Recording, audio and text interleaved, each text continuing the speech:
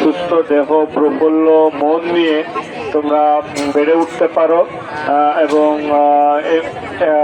এর পাশাপাশি তোমরা যে শুধু বই পুস্তক পড়েই ভালো রেজাল্ট করবে, শুধু বুকিশ মানুষ হবে, এটা কিন্তু উদ্দেশ্য না।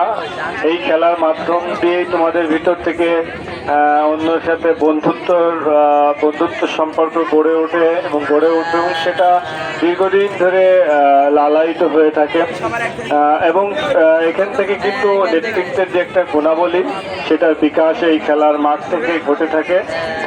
আমার বিশ্বাস আমাদের এই খেলাধুলোর সাথে আমাদের যত শিক্ষক এবং অন্যান্য স্কুলের অন্যান্য যে সকল ক্রীড়া পরিচালনা কমিটির সাথে যারা জড়িত ছিল, সকলের প্রতি আমি কৃতজ্ঞতা প্রকাশ করছি। অত্যন্ত সুন্দরভাবে এই গ্রীষ্মকালীন ক্রীড়া প্রতিযোগিতাটা সম্পন্ন করতে পেরেছি আমরা, এই জন্য সবার প্রতি আবারও কৃতজ্ঞতা প্রকাশ করছি। সর্বোপরি যে স্কুলটাতে ভেন্যু হয়েছে, এই স্কুলের প্রধান শিক্ষিকা সহ স্কুল কর্তৃপক্ষকে ধন্যবাদ জ্ঞাপন করছি এবং আমাদের মাধ্যমিক শিক্ষা অফিসারের দায়িত্ব আছেন যিনি, উনি অত্যন্ত আন্তরিক মানুষ।